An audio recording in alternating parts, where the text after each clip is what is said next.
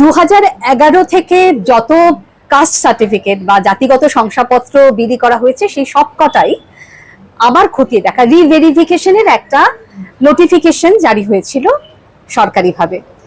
সেই নোটিফিকেশনের উপর আজ কলকাতা হাইকোর্ট একটা অন্তর্বর্তী স্থগিতাদেশ দিয়েছেন। মামলাকারীর তরফে আপনি ছিলেন, একটু যদি বলেন যে বিষয়টা খুব সহজ। সেটা হচ্ছে যে এই সরকার আসার পর মানুষের জীবনে একটা অস্থিরতা তৈরি করতে চাইছে। যে নোটিশটা জারি করেছেন 2011 সাল থেকে আজ পর্যন্ত প্রায় 15 বছর এই যত সার্টিফিকেট হয়েছে সেটাকে বাধ্যতামূলক ভাবেই তাকে রিভেরিফাই করতে হবে। আইনে তেমন কোনো প্রভিশন নেই। সুতরাং কর্তৃত্ববাদটা এমন জায়গায় পৌঁছেছে যে ওরা সাংবিধানিক আইনের যে বিধি সেটাকে ভুলে গিয়েছিলেন এবং বলেছিলেন যদি না করা হয় তাহলে অফিসারদের বিরুদ্ধে করার ব্যবস্থা নেওয়া হবে। কিরকম অশান্তি তৈরি করা, তা অনেক সওয়াল টওয়াল হওয়ার পর আজকে বিচারপতিরা বুঝতে পেরেছেন আমাদের সওয়ালের যৌক্তিকতা আছে, তারা সেটাকে স্থগিতাদেশ দিয়েছেন। কিন্তু যদি নির্দিষ্টভাবেই কোনো অভিযোগ আসে যে এই সার্টিফিকেটটা জাল, সেটা তদন্ত হতে পারে। সেটা আমাদেরও বক্তব্য ছিল যে নির্দিষ্ট ক্ষেত্রে তদন্ত হতেই পারে, কিন্তু এইরকম একটা ফতোয়া জারি করা, এই ফতোয়া জারি করাটা অসাংবিধানিক। সেই জন্যই আদালত স্থগিতাদেশ দিয়েছে। আপনি যে সওয়াল করছিলেন সেই সময় একটা কথা বলেছিলেন যে এই যে খতিয়ে দেখা, যাদের নাম ডিলিট হয়েছে এসআইআর প্রক্রিয়ায় তাদেরকে পরিষ্কার বলে দিয়েছে তাদের শংসাপত্র বাতিল করতে হবে। কি মানে কি অথরিটি আছে তাদের, এটা আপনি বলছিলেন? এটা বলছি যে আধিপত্যবাদ যখন প্রশাসনের মাথায় ঢোকে তখন তার পরিণতি এই। প্রথম আমি যখন সার্টিফিকেট পেয়েছিলাম তখন আমার নাম ভোটার লিস্টে ছিল, আজকে ভোটার লিস্টে নেই বলে আমার সার্টিফিকেটটা বাতিল হয়ে গেল। আর প্রথমত এসআইআর প্রসেসটাই হচ্ছে একটা চূড়ান্ত অসাংবিধানিক আমি মনে করি। সুপ্রিম কোর্ট রায় দিলেও আমি বলছি এটা অসাংবিধানিক এবং এটা মানুষের জীবনে অস্থিরতা তৈরি করার একটা প্রবণতা। সেই জন্য এটার বিরুদ্ধে এই যে নির্দেশ তাকে বাদ দাও, এটা কি সরকারের কাজ? মানে যিনি বাদ গেছেন তিনি বৈধ না অবৈধ সেটা কি ওই যিনি শংসাপত্র খতিয়ে দেখছেন তার অধিকার আছে? এইটাই প্রশ্ন তুলেছিলাম। সেটা বিচারপতি ভারপ্রাপ্ত প্রধান বিচারপতি তপব্রত চক্রবর্তীর বেঞ্চ সেটা গ্রহণ করেছেন এবং অন্তর্বর্তী স্থগিতাদেশ দিয়েছেন। তাহলে আমরা যেটা পরিসংখ্যানগতভাবে দেখেছি 2011 পর থেকে 1,69,00,000 কাস্ট সার্টিফিকেট বিলি করা হয়েছে এসসি এসটি ওবিসি মিলিয়ে। এর মধ্যে যেটা দেখা যাচ্ছে যে 47,80,000 কাস্ট সার্টিফিকেট দুয়ারে সরকার এই যে শিবিরের মাধ্যমে বিলি করা হয়েছিল। এগুলো নিয়েই সব থেকে বেশি সন্দেহ প্রকাশ করছেন বর্তমান রাজ্য সরকার। তো 5ই আগস্ট পর্যন্ত একটা পরিসংখ্যান পাওয়া গেছে, সেখানে বলা হচ্ছে যে 1,22,117টা কাস্ট সার্টিফিকেট রিভেরিফাই করা হয়েছে। তার মধ্যে 76,750টা অর্থাৎ 62.8%কে ভ্যালিড হিসেবে বৈধ হিসেবে পাওয়া গেছে। 45,000 সার্টিফিকেট এরকম আছে যেগুলোকে বলা হয়েছে আবার দেখা দরকার এবং 135টা বাতিল করা হয়েছে।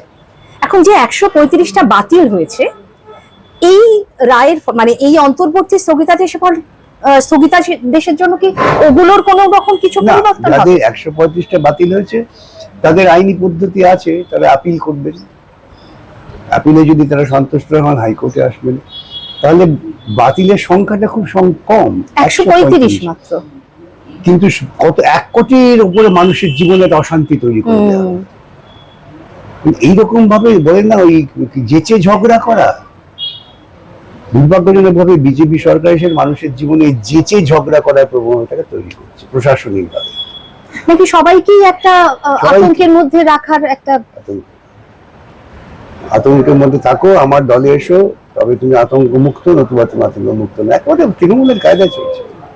কিন্তু এই অন্তর্বর্তী স্থগিতাদেশের মেয়াদ কতদিন? না, মেয়াদ আবার চূড়ান্ত যখন শুনানি হবে ততদিন পর্যন্ত, এবং শুনানি হলে এটা বাতিল হয়ে যাবে, এই নিয়ে আমার মনে কোনো সন্দেহ নেই। আচ্ছা, তো সুতরাং আপাতত এটাকে আর রিভেরিফিকেশনের প্রক্রিয়া চলবে না। আর যে 45,000কে তারা ফ্ল্যাগ করেছেন মানে যে এদেরকে আবার খতিয়ে দেখা দরকার, সেটাও তাহলে বন্ধই থাকবে? হ্যাঁ, সেটাও করতে। এর পাশাপাশি ওবিসি নিয়ে একটা সমস্যা তৈরি হয়েছে, যেহেতু তারা বিধানসভায় বিল পাশ করালেন যে আবার 2011-র আগে অর্থাৎ 2010-এর জায়গায় ফিরে যাওয়া, যেখানে 7% ওবিসি সংরক্ষণ ছিল। কিন্তু এর মাঝখানে যখন এই সুপ্রিম কোর্টে বিষয়টা স্থগিতাদেশে রয়েছে, তখন মমতা ব্যানার্জি সরকার নতুন করে নোটিফিকেশন জারি করে ওটাকে 17% যে এরপরে করা হয়েছিল, সেটা আবার সেই হিসেবেই যারা চাকরির পরীক্ষা দিয়েছেন এবং সুপারিশপত্র পেয়েছেন তাদের ক্ষেত্রে কি হবে? না, কলকাতা হাইকোর্টের ডিভিশন বেঞ্চের রায় ছিল যে যারা চাকরি করছেন বা স্কুলে কলেজে ভর্তি হয়েছেন সেটাকে ডিসচার্জ করা যাবে না। তারপরে অংশটা ধরুন এই যে এসএসসি পরীক্ষা যারা দিয়েছেন পুরোটাই বাতিল হয়ে গেছে এবং তারা আজ খুব বিপদে পড়ে গেছে। হ্যাঁ, কি হবে? মানে তারা তো ওই হিসেবে মানে শংসাপত্র জমা দিয়েছেন। কিছুক্ষণ আগে আমার কাছে একজন এসেছিলেন, পুলিশ কনস্টেবল, তার মা সে কাঁদছেন এসে, বলছে আমরা এত গরিব। মানে এই সরকার মানুষের জীবনে নিরাপত্তা দেওয়ার পরিবর্তে মানুষকে ক্রমশ নিরাপত্তাহীন করে তুলছে। কিন্তু আইনের জায়গাটা কি হবে? মানে 17% দেবেন এরা না 7% দেবে? এটা তো সরকারের, সেই জন্য তো বন্ধ রেখে দিয়েছে। সরকারের দায়িত্ব তো। তারা সুপ্রিম কোর্টে মামলাটা পার্সু করলেন না কেন? মামলা তো তুলে নিলেন। তার মানে তারা বলছে তাদের রাজনৈতিক সুবিধা হবে কলকাতা হাইকোর্টের ওই রায়টাকে যদি কার্যকর করে। সেটাও তো কার্যকর করার মতো তাদের কোনো পরিস্থিতি নেই। মানুষকে করতে গিয়ে তো বিপদে পড়ে যাচ্ছেন, কারণ ওটা তো 17% হিসেবে নেওয়া হয়ে গেছে, পরীক্ষা নেওয়া হয়ে গেছে, সবকিছু প্যানেল তৈরি হয়ে গেছে। মানে এই যে সরকার, আমি একটা কথা বলি যে প্রান্তিক মানুষের সর্বনাশ করার জন্য এই সরকারটা ক্ষমতায় এসেছে এবং তাই হচ্ছে। কিন্তু বিষয়টা ভীষণ জটিল হয়ে গেল না? মানে জটিল করছে তো, জটিল প্রয়োজন ছিল না, জটিল হওয়ার কোনো প্রয়োজন ছিল না। তাদের যদি মনে সন্দেহ থেকে থাকে তারা একটা রিভেরিফাই করতে পারতেন যে 17% হবে কি 10% হবে, রিভেরিফাই করলাম। আর নতুবা যারা ইতিমধ্যে বিভিন্ন সুযোগ পেয়ে গেছেন তাদের এককালীন ছাড় দিতে পারতেন। সবটা নির্ভর করে প্রশাসন কোন বুদ্ধিতে চলছে। কিন্তু আপনার আইনি অভিজ্ঞতা কি বলে যে এখন যেহেতু বিষয়টা 7% এ চলে এসেছে, 7% করতে হবে, তাহলে সেটাই মান্যতা পাওয়া উচিত। তাহলে 17% যেটা হয়েছিল সেই যে 10%, তাহলে আবার নতুন করে প্যানেল তৈরি করতে হবে। কিন্তু পুরো বিষয়টাকে স্থগিত রাখা হলে পরে মানে ওই শিক্ষক শিক্ষিকার গোটা যে নিয়োগ পর্ব 31শে আগস্ট পর্যন্ত যারা চাকরির যাদের মেয়াদ, ভুলটা তো প্রথম থেকে দেখুন। জটিলতা যদি করবো মাথায় থাকা, তাই সুপ্রিম কোর্ট বলেছিলেন 2016 নিয়োগ প্রক্রিয়া বাতিল হয়েছে, 2016 তুমি তাদের নতুন করে আবার পরীক্ষা নাও। তো সেটা 2016 পরিস্থিতি আমাদের ফিরিয়ে দিয়েছে, সেই পরিস্থিতিতে গেলে কোনো সমস্যা নেই। কিন্তু আমরা জটিলতা করলাম, আমরা 2016-র সঙ্গে 2026-কে জুড়ে দিলাম। আমি আরো সরকার যদি অশান্তি করবার মানসিকতা নিয়ে থাকে না, পরিবারে কিছু লোক থাকে যেন খুশি খুশি অশান্তি করে, এই সরকার হচ্ছে তাই। কিন্তু এটা নিয়োগটা তাহলে মানে এটা তো আটকে আছে, কতদিন আটকে থাকবে এটা? এরা আরো বড় দুর্নীতি করার পরিকল্পনা করছে। কিরকম দেখবেন, অপেক্ষা করে। আমি আগেও বলেছি অ্যাসিড টেস্ট হচ্ছে এইটা। সেটা কি আপনি প্রাথমিকের 32,000 প্রাথমিক এসএলএসটি সব? কিন্তু তাহলে যারা এসএলএসটি পরীক্ষা দিলেন নতুন করে, মামলা আছে তো, এটা বাতিল হওয়ার সম্ভাবনা আছে। মানে ওই আপনার সেই 10 নম্বরের বিষয়টা নাকি 10 নম্বর কেন, নতুন পুরাতন একসঙ্গে মেশালে একসঙ্গে? হ্যাঁ, তো সেটা কি তাহলে আবার বাতিল হবে? মানে 2025-এর পরীক্ষাও বাতিল হবে? তাহলে যারা 2016 আপনি যদি বেআইনি কাজ করেন জেনে শুনে, আপনার মাথায় থাকবে যে বাতিল হোক জটিলতা হোক, তাহলে সোজা পথ থাকতে আপনি বাঁকা পথে যাবেন কেন?